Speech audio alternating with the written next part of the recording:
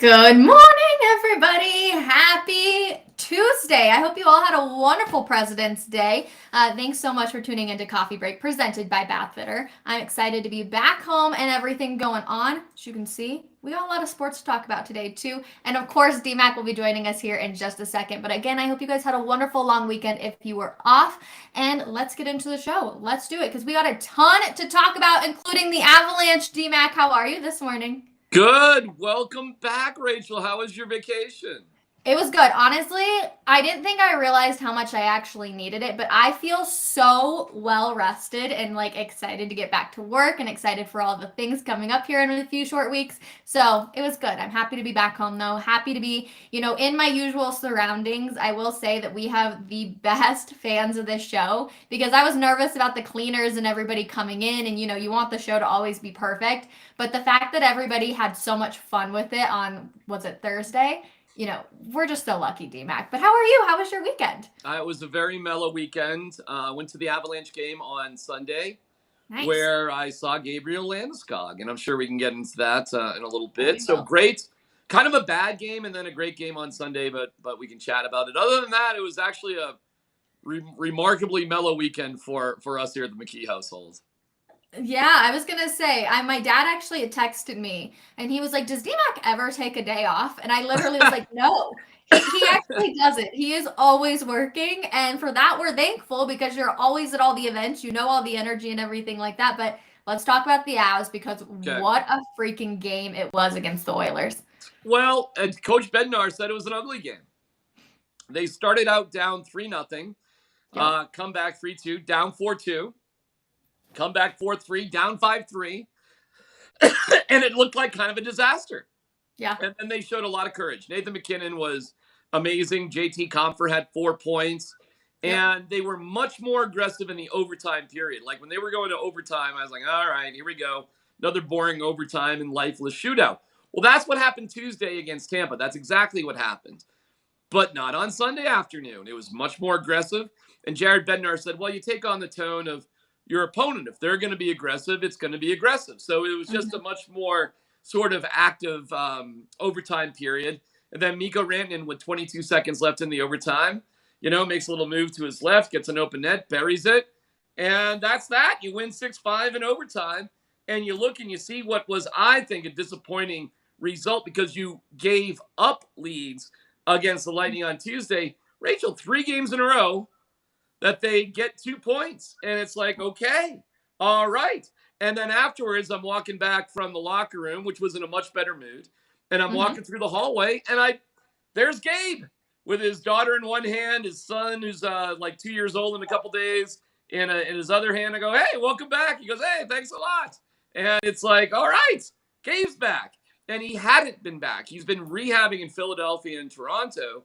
So just to have Gabe around, and Bednar did say after the game that helped, that it's good for him to be around the guys. And we saw just that little, video of him barely skating, but on the ice. And, that feels a little bit more positive. But I'm just so thrilled that Landy's just back around the fellas, period. They're not out of the woods here, Rachel. They've got to make a deal by the trade deadline. And Taves is out of the question, as is Ryan O'Reilly. Hovard is too. So really, the only big name is Kane. He's the only big name left. But they could do a lot of little things if they trust JT Compher to be that second-line center. And, JT did have a really good game on Sunday. So maybe that's their guy. If not, it's a bigger deal for Kane. If not that, maybe a bunch of little pieces. And, you could see something like Josh Johnson coming back from Chicago, who was on the Avalanche last year. As we now know, Erik Johnson with a broken ankle will be out for weeks. And if they get him back for the playoffs at all, it'd probably be pretty fortunate. And I'm hearing news right before we came on that Cale Makar did get a second concussion. And that's shameful on the NHL. That 2 times where he's been diagnosed with a concussion, twice, 2 different games, he's been let back into the game. The NHL's got to do better.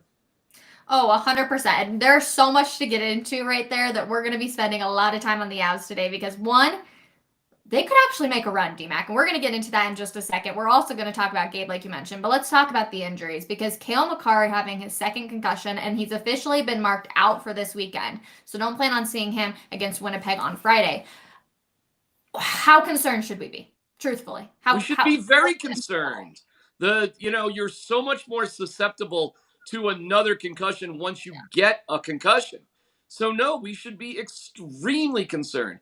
And like I said, it was shameful that he was let back into the game. I think the hit that he took for what is now his second concussion, that was an accident, okay? That was an accident. That was just unfortunate, okay? But how do you not spot that? How do you not just pull him out and be precautionary about the whole thing? Like, how do we go this far and think, well, I'll play the next day? It's like ridiculous.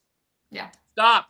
I have no idea what the NHL is thinking here. So yeah, I am concerned for Cale Makar as a human being, okay? That's beyond anything else. And of course, Cale is going to say he's a hyper competitive, world-class athlete. Of course he's going to say he's going to play. I wouldn't expect anything else. No, you need to be better on the medical end of things with the NHL. I am super concerned about it. I'm knocking on all pieces of wood that he's okay. But Rachel, 2 concussions within 2 weeks? I mean, that's not good. It's honestly really scary, and it just like takes me back to, was it Bo Byram? Bo Byram was out for months and months, right? Yeah. And that's where my head automatically goes. And again, we are totally worried about Cale Makar as a person and the health of him. But this Avalanche team also desperately needs him if they are going to make any run in the playoffs. You have to have him.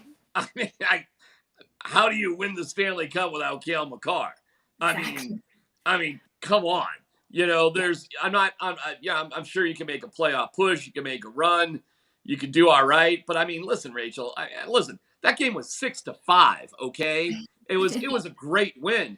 But I mean, you gave up 5 goals, and a couple of those goals, especially the 5th goal, I mean, it was like pathetic. I mean, don't get me wrong, Jared Bednar was happy overall with the win, but I mean, he was realistic too. I mean, there were stretches that game, they were just awful. Now, the schedule has not been kind to them. To play 3 consecutive, like, back-to-back sort of weekends is like absurd. Think about the schedule here, Rachel. They didn't play yesterday, they don't play today, tomorrow or Thursday. Yep. Then they're in Winnipeg on Friday to play Saturday home against Calgary. Yep. Why? Like, why aren't they playing, say, like Thursday Wednesday, with Friday? a couple? I don't get it, and I don't even know what to say. The schedule is absolutely absurd, and it's not just that, Rachel. They have 3 games in 4 days, so it's Friday, Saturday, Sunday off, Monday against Vegas. And these are good teams. They're playing Winnipeg, Calgary, and Vegas, Rachel. These are not bad teams. The Avs are in a dogfight, period, just to make the playoffs. And I don't know how you win the Stanley Cup. I don't know how you win the Stanley Cup without Nathan MacKinnon or Cale Makar. I mean, he's not Sam Girard. I mean, I don't know. I don't know how you do it. So, but again, when it comes to Cale, it's about him as a human being. You bring up Bo Byram. Yeah, Bo had a head injury, a bad one. But it led not to just the symptoms with the head. There's a mental side of concussions as well. And it's depression. And when I was in Buffalo a million years ago, there was a bright young American star, Pat LaFontaine. And a concussion led to basically the end of his career. And I mean, Rachel, it was sad. It was hard for him just to get out of bed because this concussion stuff really messes with you. And I don't know why it seems to be more impactful in hockey than, say, in football. I don't know if it's the nature of the sport or what they got to do. But you have seen hockey players, Rachel, out for long periods of time. Bo Byram's a good example with this sort of stuff. So I just can't help but think that Cale, because he's just Cale, just came back a little bit too soon and then got unlucky. I saw Bo Byram get in a fight the other day. It's like, whoa, dude, like, you don't need to do that. Let's be careful here. So but that's the ups and downs of the sport. I don't know how they win without Cale Makar. So yes, you need him back, but you need him as a healthy human being, more importantly than a hockey player. No, 100%. Obviously, we're sending our well wishes to everybody on the injury list because there are definitely a lot, including Francouz. Darren Helm's also on the list. You mentioned Erik Johnson, who's now officially out on IR. There's a ton of injuries. This team has battled injuries all season, which makes it kind of crazy to even think about that we could be talking really if they continue this hot roll they're on possibly being a number 1 seed in the West. Now I know that sounds crazy and I'm not trying to get ahead of it and I'm not trying to jinx it, but is it at all a possibility when you look at the standings? I mean, they'd have to play, but they have played pretty well. They played really well, actually, of late, like the last 15 games. Yep. God, I don't know. I'm day to day with the Avalanche. To think of something like that to me is like, whoa, all right, hold on. Listen, let me tell you, Erik Johnson, we love him. We love him. Okay, fine. It's a loss, but it's not the biggest loss. At least you got Josh Manson back. And with Erik Johnson out, maybe you really do make a move to get Jack Johnson, and you'd probably be okay. Mm-hmm. Helm's a role player fourth liner. Even just getting Helm back for the playoffs is actually okay. It's not that big a deal. Getting Landeskog back is like boom, gargantuan. Yep. But he needs to be able to get up to speed a little bit before the playoffs. So if they can get Gabe back with like maybe a week or so left in the season, maybe 3-4 games, Rachel, that actually may be good enough if you can do that for Gabe. So you really are set up for a role player on defense.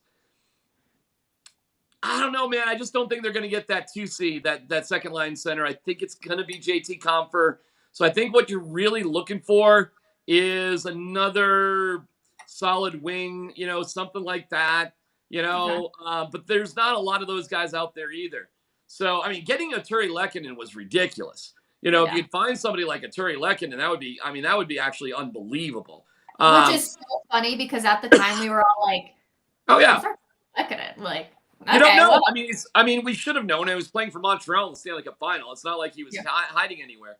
But when you go play for Montreal and you're in a different conference and we just don't see you that much, it's easy to get lost. So no, Turi Lehkonen wasn't. He was an unbelievable pickup. So Rachel, that's a good point. There's guys out there, Rachel, that we don't even know. There's dudes out there with names we can't pronounce that likely would be incredible additions. Have faith in Chris McFarland and Joe Sakic. Right. All I gotta say, they did it last year. I'm not totally jumping on the bandwagon of, hey, I think they're gonna make it all the way back. I do think that they will end up making the playoffs if they continue to play that the way they are, because it has been impressive and they're starting to figure out their rhythm and their chemistry, I think, with everybody, despite the injuries too. So it's gonna be interesting. I'm actually very excited about it for it. But I am more excited to see. Hey, Rachel, though, real quick. They gotta do something though.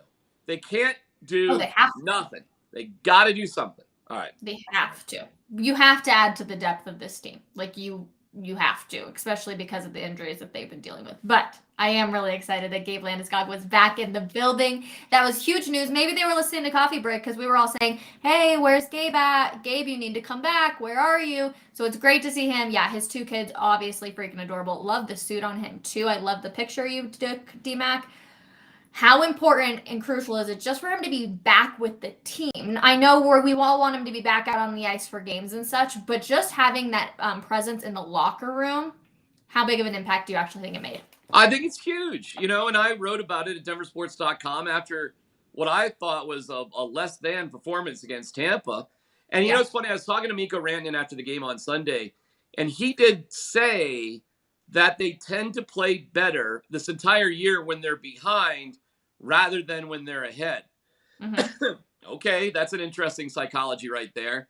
So, okay, for whatever reason, they have a problem putting their foot on the throat of the opponent, and they rally a little bit better when they're down. You need to turn that around. You need to, when you get a lead, eliminate somebody. I just didn't see like the passion from the team on Tuesday, and I think the coach rightfully called them out. And the next night in Minnesota, they went to the ends of the earth, and they were exhausted, but they somehow sucked it up and got a huge win. Then you go to St. Louis, and they were just depressed. Ryan O'Reilly was like, being in St. Louis for the playoffs last year, Rachel, I was amazed how Ryan O'Reilly is like a god there. They've only won, despite being there for a million years in St. Louis, they've only won 1 Stanley Cup. And really, it's centered around Ryan O'Reilly. So to throw away the season and hey, Rachel, look how competitive they were last year. And they're just writing off the season this year. I mean, that is wild to go from that competitive just to like, we're over. There goes our legendary player off to Toronto. So I'm not surprised they beat St. Louis like that. But then again, the next day against Edmonton, they had no legs at all. I mean, the fact that they won really goes to their championship credit. But this is Rachel, this is a ridiculous way to operate. This is like, by the time you get to the playoffs, if you're doing this just to get to the playoffs, Rachel, that's exhausting. I mean, put that in comparison to the Nuggets, who don't even play their best players in the fourth quarter half the time because the games are like easy. You can say a lot of negative things about, the way the NBA is structured, but it's hardly like the Nuggets players are burned out. I mean, not at all. Okay, so let's talk about the NBA All-Star game, obviously. Jokic, like we all predicted, was picked not first. He was obviously down. He was down, I think, second to last player that got picked? That was ridiculous, and I'm ready to roll on this one if you want to go.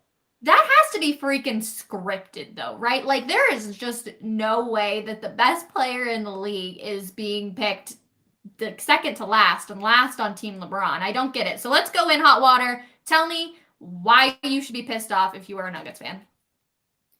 It was an insult to Jokic. First of all, the game's ridiculous, okay? The game is stupid. I have a way to fix it, and I can get to that in a little bit. But what LeBron James should have done, and he's being coached by Michael Malone, right? Yeah. So he's being coached by Michael Malone. We know the game is stupid. We know nobody's going to try. LeBron James was a jerk, flat out, for picking Joel Embiid first. The pick didn't matter. The teams didn't matter. The game didn't matter. But you know what kind of mattered? A tip of the cap from your peers, acknowledgement that you are the two-time MVP. You deserve that kind of recognition in that setting, okay? It's not about competitive nature. It's an acknowledgement of what Jokic really does mean to this league. And for LeBron James to just sit there and pick Joel Embiid first, I was pissed off to no degree. It was a classless move. It was a jerk move. And then you left the MVP up there, I didn't know Markkanen was sitting there. I mean, he was like 3 seats over. I don't know how you miss him. He's 7 feet tall. But okay. And then he picked himself. And, that whole scenario was just stupid. It's embarrassing. These guys are unbelievable athletes and players. I mean, this is a stupid system to actually embarrass NBA players, period. Because if you have a pick thing, nobody wants to be the last person picked, Rachel, in anything. I think it's absolutely ridiculous the way it went. And I think LeBron James should be ashamed of himself for not simply acknowledging what is apparent. This guy right here is the best player in the NBA. I want the best player in the NBA on my team. This is the recognition he deserves. Thought it was a low, classless blow. I'm with you. I say I hate really any of the Pro Bowl, the NBA All-Star. The only thing I like is the home run derby. Excuse me, I can't talk. I say get rid of all of it, though. Just send all these players on vacation. Give them some time to rest. Why even have this? It's funny, though, that you bring up, no one wants to be picked last. That would trigger. If you were playing on the recess playground at some point, playing pickup, and you got picked last, even if you make it to the NBA, that has to trigger that feeling a little bit. Yeah, I think it's... Who came up with this? Whose idea was this to do it like this? I mean, it's ridiculous. Here's the thing, though. I'll bet you money Nikola Jokic does not care. I hope he does care. You're probably right. I mean, he said afterwards he would pick himself last. Listen, but here's the problem. It's not like it's a competitive game, Rachel. It's not a real basketball game. I mean, Jokic was just getting in some cardio, running up and down the court. I mean, it was stupid. It's a dumb game. And there is a way to fix it. But I thought it was ridiculous, top to bottom. I thought LeBron should be ashamed of himself for doing what he did there. Just pick the NBA's MVP and just say it. I'm going to pick the MVP, two-time MVP who's having a great year, Mr. Triple-Double, Jokic. And by the way, LeBron, know how to pronounce his freaking name, okay? It's not Jokic, like you said, it's Jokic. Oh. No, it's like the whole Yeah. thing is ridiculous. And why doesn't the MVP of the league get to be the captain of the team? You know why? The whole thing is absurd. Adam Silver should be embarrassed by the whole thing. It was a disastrous weekend period.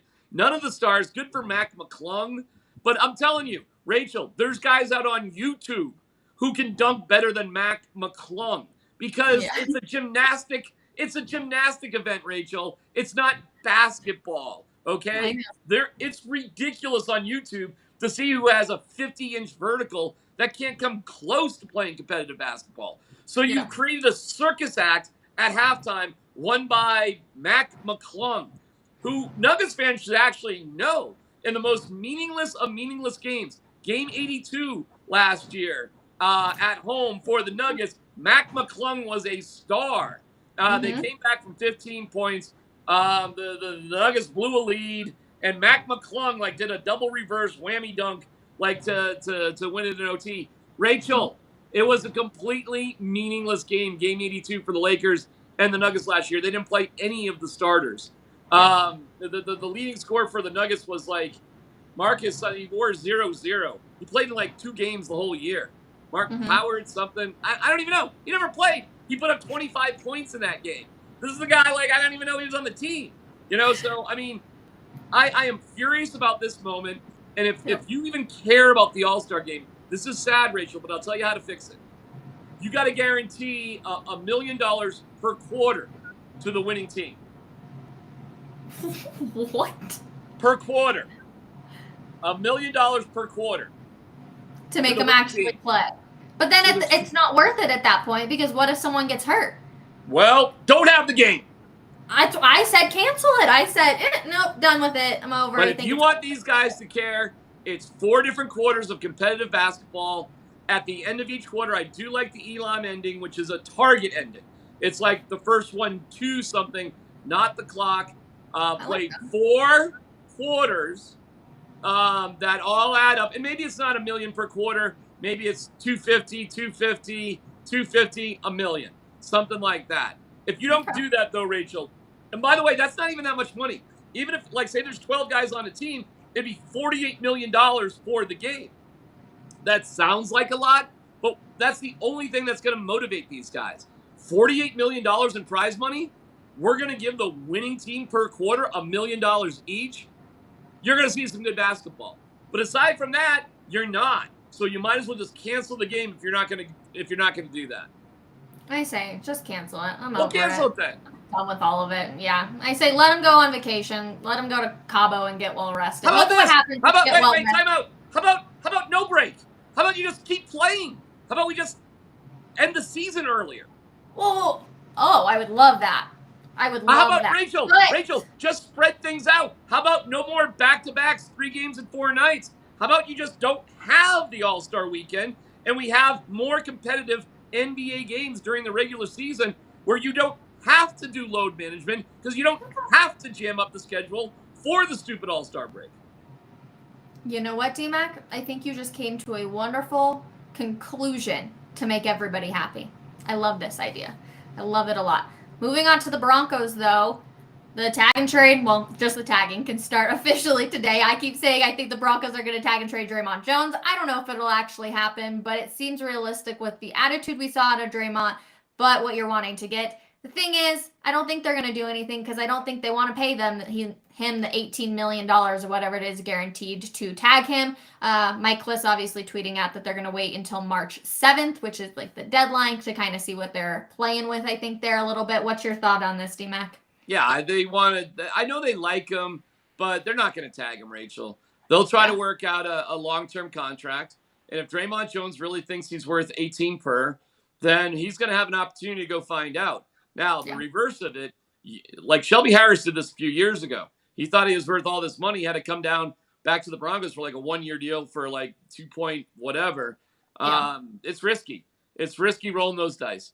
I think the Broncos would give Draymond Jones a reasonable contract, maybe 3 at 14 per, something along those lines. I think that's probably reasonable for his talent and what he adds to the team. I like Draymond Jones. I hope he stays here, but they're just not going to break the bank for Draymond Jones. and we'll see how he feels about himself and how confident he is out there on the open market. But if he, I mean, it's a tricky one, Rachel. I mean, say it's a 4-year deal at 14 million per, right? So you're talking about 28, 56 million with 30 million guaranteed. I mean, Rachel, how would you be set up with $30 million guaranteed in your life? You know, I think Draymond Jones and you might be the same age. You know, I mean, it's kind of crazy. So, I mean, you're close enough. I think that's the way it's going to go. I think that's the way it's going to go. Are you breaking it down? You trying to Venmo your boyfriend right now with your $30 million? Oh, gosh. I wish I had $30 million. He is actually younger than me. Oh, is he? So, he's a year younger than me. There's that. He's a year younger than you. What are we talking about here? Listen, if Draymond Jones wants to be a Bronco and have generational wealth, he'll sign a contract tomorrow, and likely him and his agent are going to press it further. But the Broncos aren't going to tag him, Rachel. He doesn't have that value. He just doesn't. And I think he's a great guy, and I think he's a great player. But he does not have tag value. So they tag no one this year? They tag nobody this year. That's how down in depth they are in terms of talent. They tag nobody this year. They don't have anybody to tag. Who are you afraid of losing, Rachel? I mean, I'll give you one guy that could possibly tag, and that's Kareem Jackson, possibly.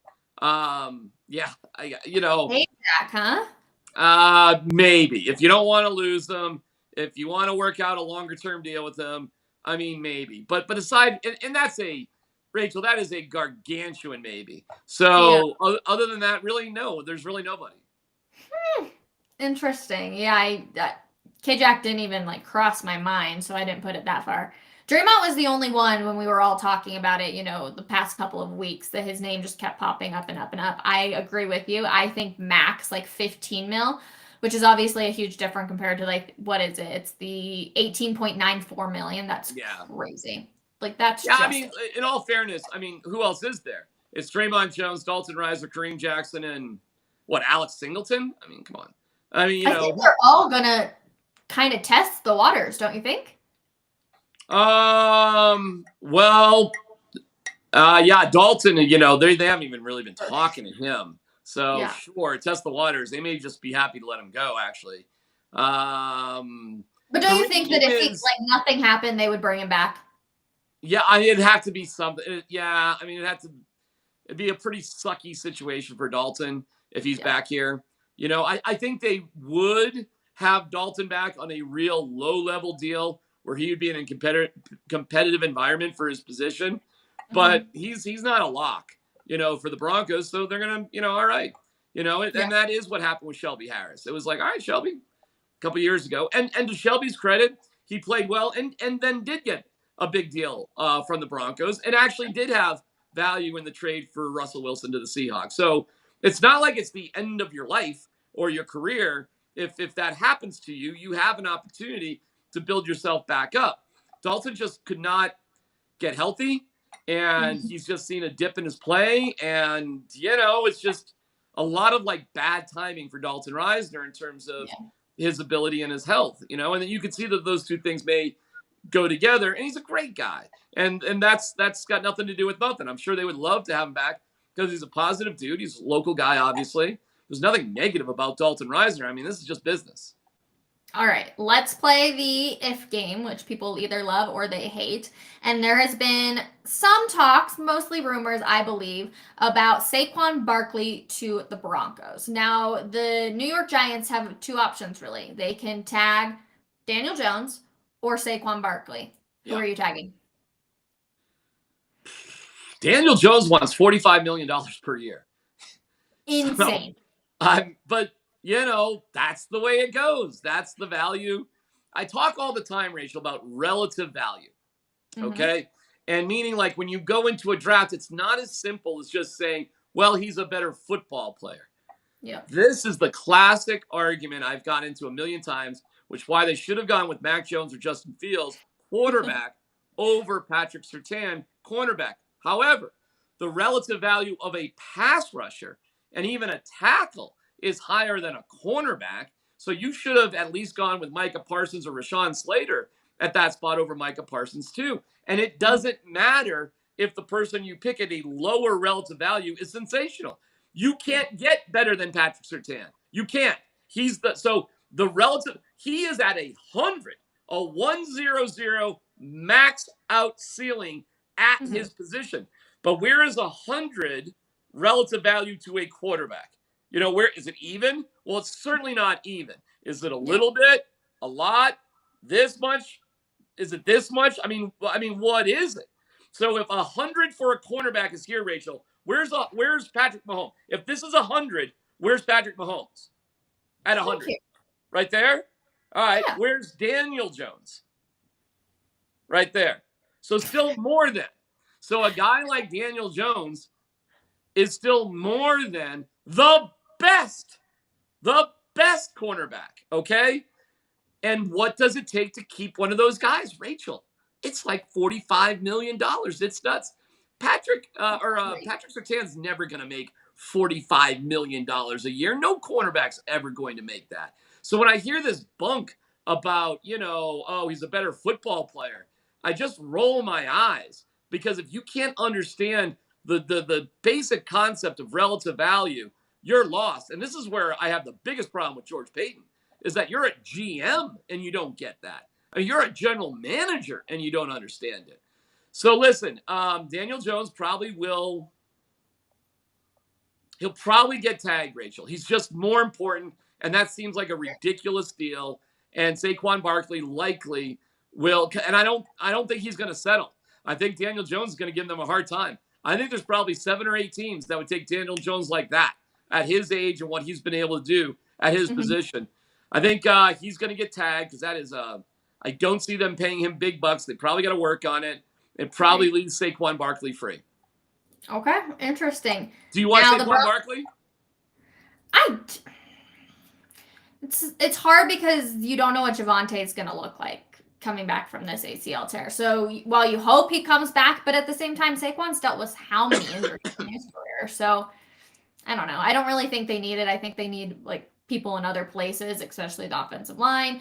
Obviously, they need a defensive end too. So I like the big name, but I say no. I say pass on it. You have to pay him anyway, so I say pass on it. If they don't go with Saquon Barkley, I bet they do spend big money on a free agent running back, though. I bet they do. I don't know where Javonte Williams is going to be. And don't forget, Rachel, the emphasis with this Broncos team is going to be about controlling Russ, fixing Russ. And part of that is going to be a much bigger emphasized running game. So if you were ever going to do it, this would be the year. And if it's not Saquon, it's likely somebody else like that. I would not be surprised whatsoever if they spend big bucks on a running back. Interesting. Yeah, because don't forget, too, you've got 2 more years on Javonte Williams' contract. So not only, he's cheap. He's a second-round guy. He's cheap. He's not going anywhere. This is why people were so dumb when they were so insistent that John Elway pay Philip Lindsay. Why? I mean, you got him. You don't have to. Why would you? The fact that John Elway just gave Chris Harris $3 million for nothing a few years ago is mind-boggling. If you're gonna give him more money, do a new contract. Don't just give. You get $3 million. You get $3 million. They're not going to do it. Javonte Williams isn't going to get more money, so it is going to open things up. And if you had Saquon Barkley and Javonte Williams with Russell Wilson and a better offensive line, I mean, you can see how that would work. But shouldn't you put the money towards a better offensive line? That's the problem, Rachel. These guys don't become available. That's the problem they've had at right tackle. They've tried free agent after free agent since Orlando Franklin was there. It's been this crazy revolving door of free agents. I mean, they're on their 13th, 14th sort of free agent over there at right tackle. Yeah. I mean, theoretically, Rachel, yeah, you're right. But the problem is by the time, first of all, great ones teams don't get rid of them. They understand the relative value.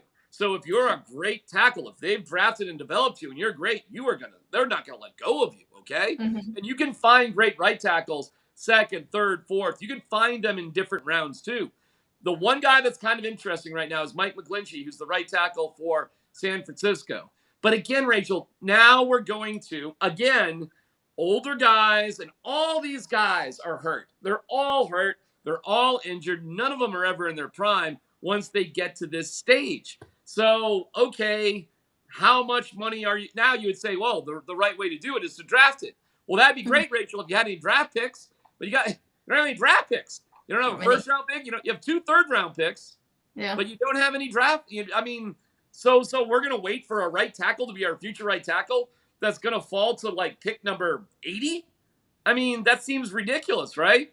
So the Broncos, Rachel, no joke, they're in a tough spot. They probably will go with a veteran free agent right tackle. They really don't have much of a choice. They haven't drafted them. That's bad on them. They haven't drafted these tackles over the years. So this is the sticky situation they're in. It's not good. It's not good, and it gives me a headache just thinking about it, to be completely honest with you, D-Mac, because they have so many holes that they have to fill. And that's, Rachel, and that's why you would spend bigger money on a premier running back, and you hope that premier running back can overcome the inherent problems you're going to have. And that's that's the catch-22. What's more important, the offensive line or the great running back? You look at the 49ers, and boy, are they in a good situation because they've got Deebo Samuel and Christian McCaffrey, 2 sort of H-back, running, passing, they can sort of do it all sort of guys. And Saquon is he's good with that stuff too.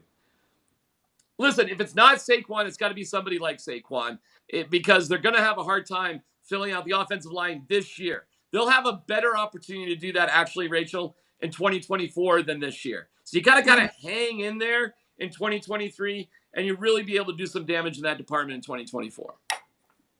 Sorry, that's the truth. Yeah. Okay. Yeah, you actually just made me think differently about getting a running back and to spend high money on him, because if you don't have the offensive line, then yeah, you do need somebody. Otherwise, Russ is going to probably end up getting hurt or something else could happen. And where is Javonte Williams at? Yeah, no one knows. Yeah, he had like the world's worst injury. He tore in his knee everything. It's awful. Sure. I feel so bad for the kid. And I wish him a speedy recovery. But Rachel, we just don't know how he's going to bounce back. We don't. Yep. Oh, man, that's tough. Well, Andrew Mason wrote a really good article over at denversports.com talking about the backup quarterback and how Sean Payton likes to work with more so veterans when it comes to the backup QB. And he has an ex-Broncos QB who might be a good free agent QB. Do you know who it is? Ex-Broncos QB, good free agent QB as a backup. I haven't read Mace yet this morning. I will. That Sean Payton would like. Mm-hmm. God, it's not Teddy Bridgewater, is it? Mace has Teddy Bridgewater as the pick.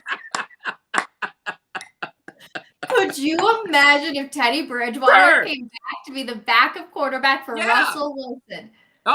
Rachel, yes, and yes, because that's what Teddy Bridgewater should have been in the first place when he got here. And I love Teddy Bridgewater. That guy is awesome. Oh yeah, mm-hmm. I like that. I like that thought. He's the perfect backup. The guy is just so supportive, so humble, such a great teammate, and he's far from being done. He's got plenty of ability. I would way rather have Teddy Bridgewater than Brett Rippon or Jared Guarantano, who's on the team now. I bet people don't even realize he's on the team. No, Teddy Bridgewater, sure. I love that. I love Teddy Bridgewater. And that'd be a good guy for Russ too. It would be. He wouldn't threaten Russ, but they would work well together. The style is somewhat similar. I love that idea. It's fine by me. Out of all the free agent QBs that are realistic, who do you like the most? Is Teddy the top now? My favorite guy, and I think he's a free agent, would be Marcus Mariota. But and maybe Jay can check on me if he is, because I do like a player that you may play anyway. That you may, it's like Teddy can't do the things that Mariota can do in terms of running the ball. So to me, Marcus Mariota, and he checked me, see if I'm right here, that he is a free agent. Somebody like Marcus Mariota, you can actually play like you play Taysom Hill in New Orleans. So if he is a free agent, my number one guy is Marcus Mariota. He is indeed a free agent. So go get him. I'd go get him. He might be too expensive though. He may command like more than $10 million per year. This is gonna make me. Is he still with the Raiders? Mariota. Oof. I thought he was with Atlanta. I could be wrong though. I'm not sure. Oh, the Falcons. Okay. No, you know what? Maybe he is with the Raiders. Maybe he's with the Falcons. I don't know. Falcons? The Falcons. Okay, the Falcons. One way or another. Yeah, it's interesting. I don't hate the idea of Teddy now that you kind of walked it through, and I do agree. I think he would be really good for Russ. And I think he would bring like some sort of level-headedness down to the QB room too. So it's an interesting conversation. Another one, and Superbook had actually put this out, and it's start, bench, cut. Are you ready for this? Okay, let's go. Got 3 quarterbacks for you. Lamar Jackson, Justin Herbert, Trevor Lawrence. Who are you starting? Who are you benching? And who are you cutting? Oh man. Right?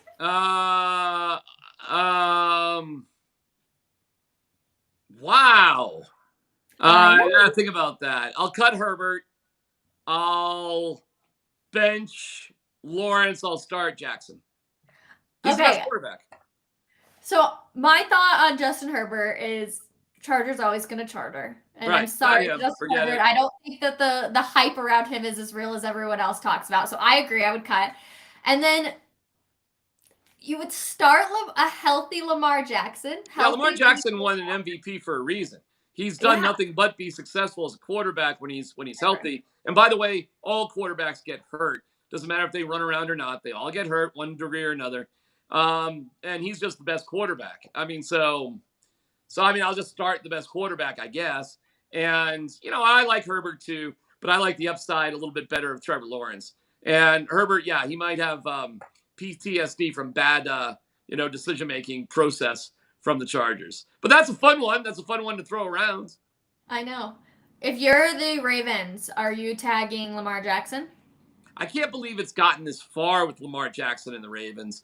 You probably do have to tag him.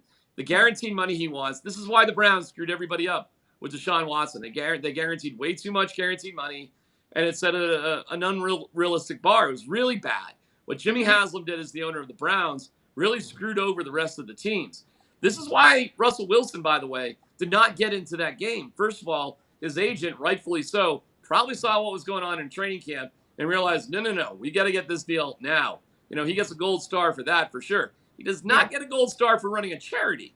He does not get a gold star for that, but he gets a gold star for Russell in his contract. I mean, nobody would do that deal with Russell now. I mean, are you kidding me? Do you know how much millions he actually made his client because of when he did that deal? It's incredible. How much he made himself? Guaranteeing somebody like $230 million. Lee, man, I mean, that's a rough one. I mean, I understand the Ravens' pain right there because these guys do get hurt, and they are a little bit longer in the tooth. But you know what? If I'm a player, hey, man, sorry, you gave this to Deshaun Watson, and I'm a better quarterback, and he is, than Deshaun Watson. 100%. Time for mine. And I'll guarantee you, every other young quarterback, they're watching this because this is about to set the market. And this is why Daniel Jones feels like he's worth $45 million a year.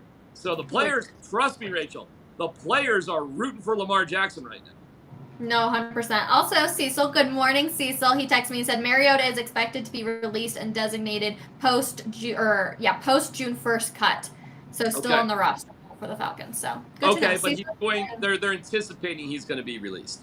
Yep. So listen, I mean, Mariota is the closest thing to Taysom Hill, but if you just wanted a really solid backup, I really can't argue with Teddy Bridgewater.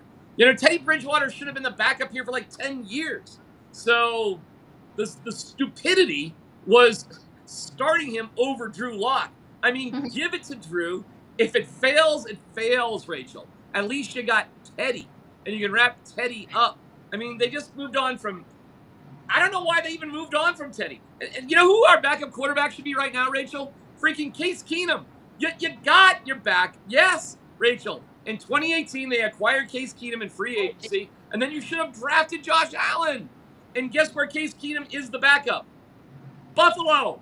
So, I mean, they. You know, when you see other teams do just what the Broncos should have done, and they're successful with it, it drives you absolutely bonkers. So you got to be smarter with basically everything. And we're in a bad situation here, Rachel, okay? And what about this circus about finding a defensive coordinator? Here we are, 11:15. It's Tuesday. I mean, what exactly are we waiting for here? Well, I mean, I mean, it's like, wait, hold on. Here, Rachel, hold on a sec. Hold on, Oh, Rachel. Hold on, real Rachel. quick, while This- D-Mac does whatever he's going to do, we do have a piece from Cecil at denversports.com connecting Taysom Hill and the Broncos. I'm definitely going to go read it because I'm interested to see. D-Mac can juggle. Yeah, that's the Broncos defensive coordinator shirt.